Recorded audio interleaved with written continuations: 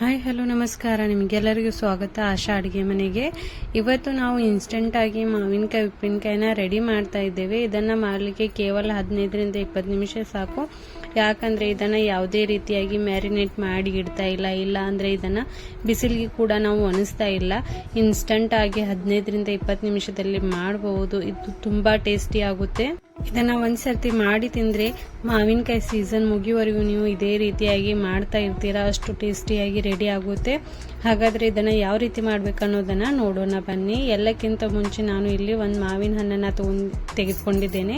ಇದು ಹಸಿ ಮಾವಿನಕಾಯಿನ ಇಲ್ಲಿ ತೆಗೆದುಕೊಳ್ಬೇಕು. ಅದರ ನಂತರ ನೋಡಿ ಇದನ್ನು ಚೆನ್ನಾಗಿ ಕಟ್ ಮಾಡ್ತಾ ಇದ್ದೇನೆ. ಇದನ್ನು ಕಟ್ ಮಾಡುವಾಗ ತುಂಬಾ ಸಣ್ಣ ಪೀಸ್ಗಳಲ್ಲಿ ನಾವು ಕಟ್ ಮಾಡಬೇಕು. ನಾರ್ಮಲ್ ಆಗಿ ಸ್ವಲ್ಪ ದೊಡ್ಡ ಪೀಸ್ಗಳಲ್ಲಿ ನಾವು ಕಟ್ ಮಾಡ್ತೀವಲ್ವ, ಆ ರೀತಿಯಾಗಿ ಇರಬಾರ್ದು. ಮಾವಿನಕಾಯಿ ಪೀಸ್ಗಳು ಸ್ವಲ್ಪ ಚಿಕ್ಕದಾಗಿಯೇ ಇರಬೇಕು. ಇದೇ ರೀತಿಯಾಗಿ ನಾವು ಎಲ್ಲ ಮಾವಿನಕಾಯಿ ಪೀಸ್ಗಳನ್ನು ಸಣ್ಣಾಗಿ ಕಟ್ ಮಾಡಬೇಕು. ಇದೇ ರೀತಿಯಾಗಿ ನಾನು ಎಲ್ಲ ಮಾವಿನಕಾಯಿ ಪೀಸ್ಗಳನ್ನು ಸಣ್ಣ ಪೀಸ್ಗಳಲ್ಲಿ ಕಟ್ ಮಾಡಿದ್ದೇನೆ. ನಮಗೆ ಇದರಲ್ಲಿ ಆಪ್ಷನಲ್ ಆಗಿ ನಾನು ಇದರಲ್ಲಿ ಯೂಸ್ ಮಾಡಿರೋದಂದರೆ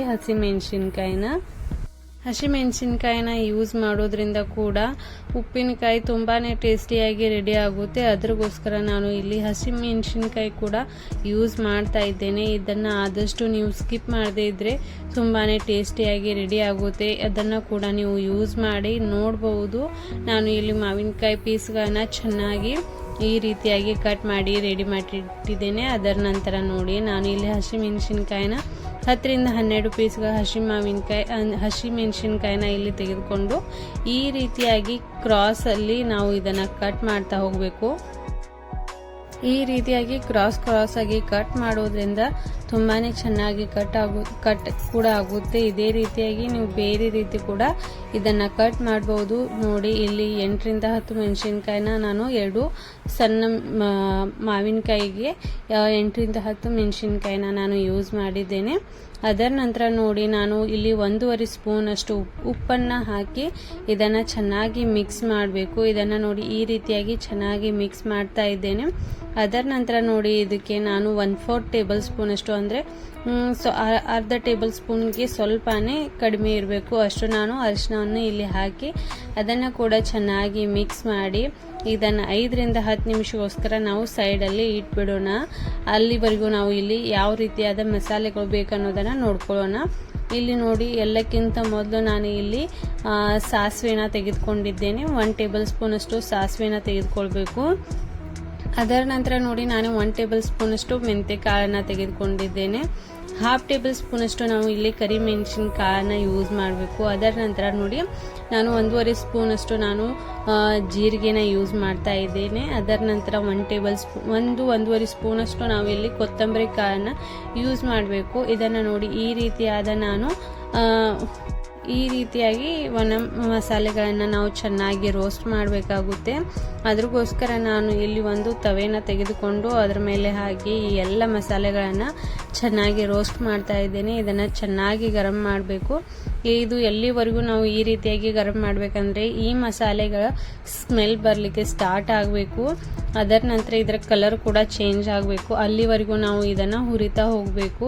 ಇಲ್ಲಿ ನೋಡಿ ಹುರಿಯುವಾಗ ಗ್ಯಾಸ್ನ ಲೋ ಫ್ಲೇಮಲ್ಲಿಟ್ಟು ನೀವು ಈ ಮಸಾಲೆಗಳನ್ನ ಹುರಿಯೋದ್ರಿಂದ ಚೆನ್ನಾಗಿ ಮಸಾಲೆ ಕೂಡ ಹುರಿಯುತ್ತೆ. ಅದರ ನಂತರ ಇದರ ಸ್ಮೆಲ್ ಕೂಡ ತುಂಬಾ ಚೆನ್ನಾಗಿ ಕೂಡ ಬರುತ್ತೆ. ಇಲ್ಲಿ ನೀವು ಗ್ಯಾಸ್ನ ಹೈ ಫ್ಲೇಮಲ್ಲಿ ಇಡೋದ್ರಿಂದ ಮಸಾಲೆಗಳು ಕೂಡ ಸುಡುತ್ತೆ. ಅದರ ನಂತರ ಅದರ ಟೇಸ್ಟ್ ಕೂಡ ಕಡಿಮೆ ಆಗುತ್ತೆ.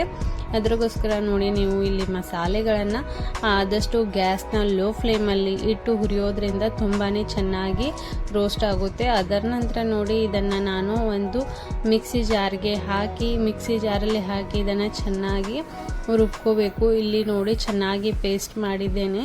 ಈ ರೀತಿಯಾಗಿ ಈ ಮಸಾಲೆನ ರೆಡಿ ಮಾಡಿ ಸೈಡಲ್ಲಿ ಇಟ್ಬಿಡೋಣ.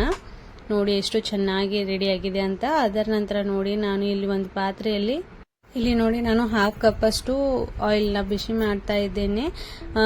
ಈ ಕಪ್ ಸೈಜ್ ಸ್ವಲ್ಪ ಚಿಕ್ಕದಾಗಿರೋದ್ರಿಂದ ನಾನು 1 ಕಪ್ ಅಷ್ಟು ಆಯಿಲ್ನ ಹಾಕಿದ್ದೇನೆ. ಸ್ವಲ್ಪ ಸೈಜ್ ದೊಡ್ಡದಿದ್ರೆ ಕಪ್ನ ಸೈಜ್ ದೊಡ್ಡದಿದ್ರೆ ನೀವು 1/2 ಕಪ್ ಅಷ್ಟು ಆಯಿಲ್ನ ಹಾಕಬೇಕು.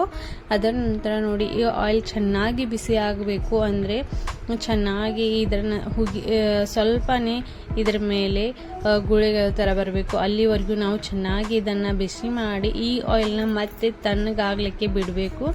ಈ ಆಯಿಲ್ನ ತಣ್ಣಗೆ ಆದ ನಂತರ ನೋಡಿ ನಾನು ಇಲ್ಲಿ ಕೆಳಗಡೆ ಇಳಿಸ್ಕೊಂಡು ಇದಕ್ಕೆ ನಾನು 1/4 ಟೇಬಲ್ ಸ್ಪೂನ್ ಅಷ್ಟು ಹಿಂಗನ್ನು ಹಾಕಿದ್ದೇನೆ. ಅದರ ನಂತರ ನೋಡಿ ನಾನು ಇಲ್ಲಿ 3 ಟೇಬಲ್ ಸ್ಪೂನ್ ಅಷ್ಟು ಕೆಂಪು ಖಾರದ ಪುಡಿನ ಹಾಕಿದ್ದೇನೆ. ಇದು ಕಾಶ್ಮೀರಿ ಲಾಲ್ ಮಿರ್ಚ್ ಇದೆ. ಇದು ಕಲರ್ ಇರುತ್ತೆ ಆದರೆ ಖಾರ ಇರೋದಿಲ್ಲ. ಅದಕ್ಕೋಸ್ಕರ ಈ ಉಪ್ಪಿನಕಾಯಿಗೆ ಇದನ್ನು ಯೂಸ್ ಮಾಡಬೇಕಾಗುತ್ತೆ. ಅದರ ನಂತರ ನೋಡಿ ಡ್ರೈ ರೋಸ್ಟ್ ಮಾಡಿಟ್ಟಿರುವಂಥ ನಾವು ಮಸಾಲೆಗಳನ್ನು ಇದರಲ್ಲಿ ಹಾಕಿ ಲಾಸ್ಟಲ್ಲಿ ಈ ಆಯಿಲ್ನ ನಾವು ಇದರಲ್ಲಿ ಹಾಕಬೇಕು. ನೋಡಿ ಈ ಆಯಿಲ್ನ ಹಾಕಿದ ನಂತರ ನೋಡಿ ಒಂದ್ಸತಿ ಚೆನ್ನಾಗಿ ಮಿಕ್ಸ್ ಮಾಡ್ತಾ ಹೋಗಬೇಕು. ಈ ರೀತಿಯಾಗಿ ಮಾಡೋದ್ರಿಂದ ತುಂಬಾ ಟೇಸ್ಟಿಯಾಗಿ ಇನ್ಸ್ಟೆಂಟ್ ಆದ ಈ ಉಪ್ಪಿನಕಾಯಿ ನೀವು ಮನೆಯಲ್ಲಿ ಈಸಿಯಾಗಿ ರೆಡಿ ಮಾಡ್ಬೋದು. ಈ ಉಪ್ಪಿನಕಾಯಿ ಇನ್ಸ್ಟೆಂಟ್ ಆಗಿ ತುಂಬಾ ಟೇಸ್ಟಿಯಾಗಿ ರೆಡಿ ಆಗುತ್ತೆ. ಒಂದ್ಸರ್ತಿ ಟ್ರೈ ಮಾಡಿ ನೋಡಿ. ಬೇಸಿಗೆ ಆಗೋವರೆಗೂ ನೀವು ಇದೇ ರೀತಿಯಾದ ಉಪ್ಪಿನಕಾಯಿನ ಮಾಡಿ ತಿಂತೀರಾ, ಅಷ್ಟು ಟೇಸ್ಟಿಯಾಗಿ ಆಗಿರುತ್ತೆ. ನೀವು ಇದರಲ್ಲಿ ಬೇಕಾದರೆ 1 ಟೇಬಲ್ ಸ್ಪೂನಿಂದ 2 ಟೇಬಲ್ ಸ್ಪೂನ್ ಅಷ್ಟು ಸಕ್ಕರೆ ಕೂಡ ಹಾಕ್ಬೋದು. ಇದರಿಂದ ಕೂಡ ಟೇಸ್ಟ್ ಚೆನ್ನಾಗಿ ಬರುತ್ತೆ. ಇದು ಆಪ್ಷನಲ್ ಇದೆ, ನೀವು ಬೇಕಂದರೆ ಹಾಕ್ಬೋದು. ಇದೇ ರೀತಿಯಾದ ನೀವು ಹೊಸ ಹೊಸ ವಿಡಿಯೋಗಳನ್ನು ನೋಡಬೇಕಂದ್ರೆ ನನ್ನ ಚಾನಲ್ನ ಎಲ್ಲಕ್ಕಿಂತ ಮೊದಲು ಲೈಕ್ ಮಾಡಿ, ಶೇರ್ ಮಾಡಿ, ಸಬ್ಸ್ಕ್ರೈಬ್ ಮಾಡೋದನ್ನು ಮರಿಬೇಡಿ. ಸಬ್ಸ್ಕ್ರೈಬ್ ಮಾಡೋದ್ರಿಂದ ಹೊಸ ಹೊಸ ವಿಡಿಯೋಗಳನ್ನು ನೀವು ನೋಡ್ಬೋದು. ಅದೇ ರೀತಿ ನನಗೂ ಕೂಡ ಇನ್ನೂ ವಿಡಿಯೋಗಳನ್ನು ಮಾಡಲಿಕ್ಕೆ ಎನ್ಕರೇಜ್ ಸಿಗುತ್ತೆ. ಅದಕ್ಕೋಸ್ಕರ ನನ್ನ ಚಾನಲ್ನ ಲೈಕ್ ಮಾಡಿ, ಶೇರ್ ಮಾಡಿ, ಸಬ್ಸ್ಕ್ರೈಬ್ ಮಾಡೋದನ್ನು ಮರಿಬೇಡಿ. Thanks for watching this video. Thank you so much.